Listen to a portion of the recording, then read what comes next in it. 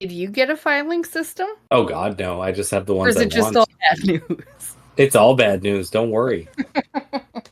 So Chelsea, this one I have found on many websites. This one will let me read it, so I'm going to read it from this one. It's Nice. called Cosmos, cosmosmagazine.com, written by Ellen Fidian on July 4th, 2024. Article title, Tampons shown to contain toxic metals in first study to test for them.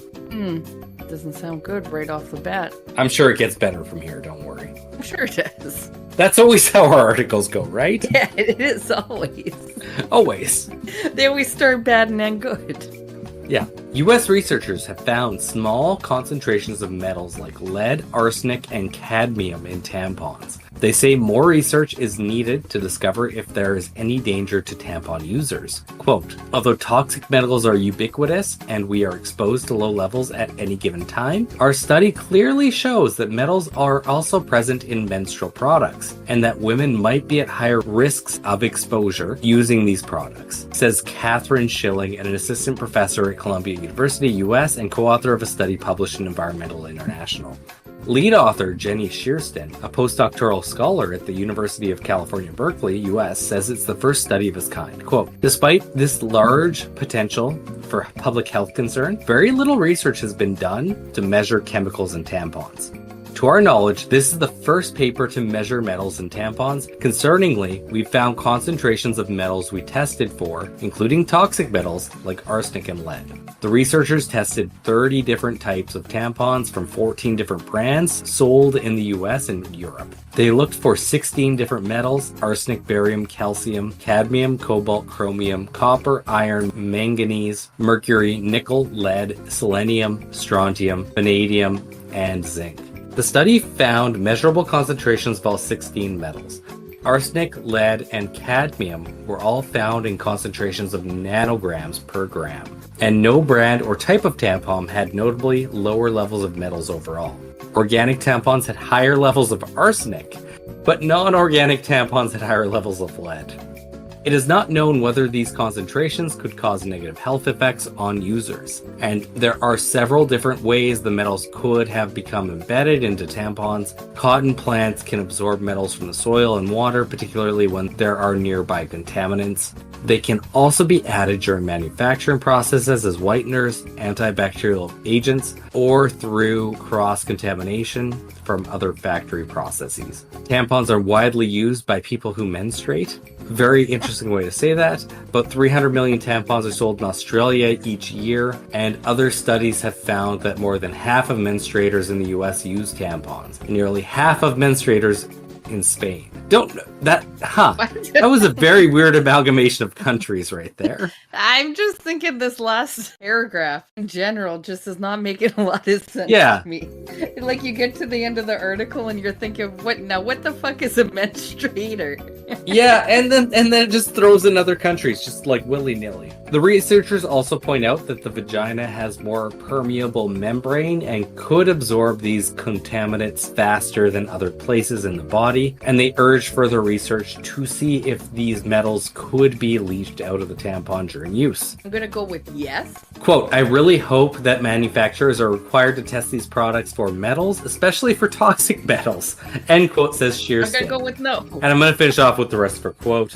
It would be exciting to see the public call for this, or to ask for better labeling of tampons and other menstrual products, end quote, end article. It would be nice. I think exciting is the wrong word to use there in that last quote. I think there are a lot of words that I probably wouldn't have put in. Yes, very many. For me, right? Lots Yeah, of them. but yeah, this just falls into my category of things that are polluting the world that we really don't think about. And the world's kind of a really weird way to say it, because this clearly just affects women and menstruating individuals. But probably something that has never crossed your mind as somebody this afflicts. I mean, I was about to say, like, where do we think these metals are coming from? I'm going to say that it's probably somewhere in the manufacturing process. Not that we're not growing plants in tons of chemicals.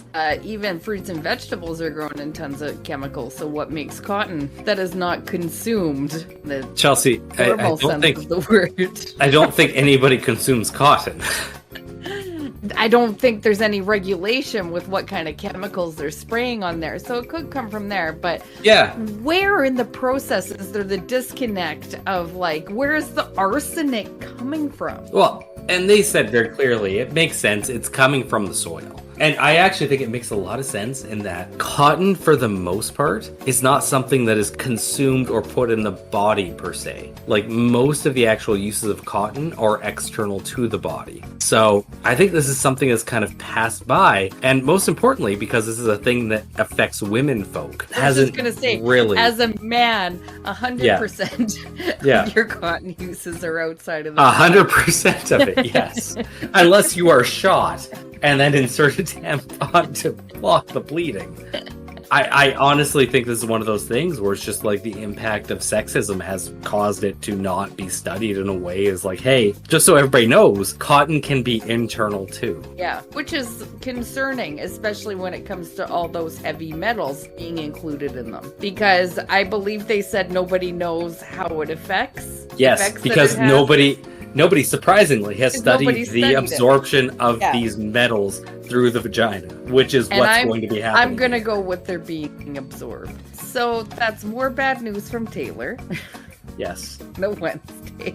The non-vagina owning Taylor, who is just speculating on things right now. It's not speculation. You read from an article. I read from an article and said words. That was a speculation article. Okay. There's no studies. Well, I mean, there were two women who were really saying, like, hey, these things are in here. We should really study this. Yeah, we should. That would be good. And if they do end up studying it, which I guess they need a man to sign off on it, probably, at some point, which, not their fault, not my fault. I am clearly just disowning myself of this issue right now. But yeah, I assume there's going to be more bad news down the line here, but I don't know how to frame it. So I think it's just a good place to stop. And the women, they'll show up for the next 48 hours, right? Right, Chelsea? Yeah. Well, they'll come back to listen to the episode Friday. Yeah, that's good. But that's good to know. In the meantime. You tell them that. Okay, bye. Okay, yeah, bye.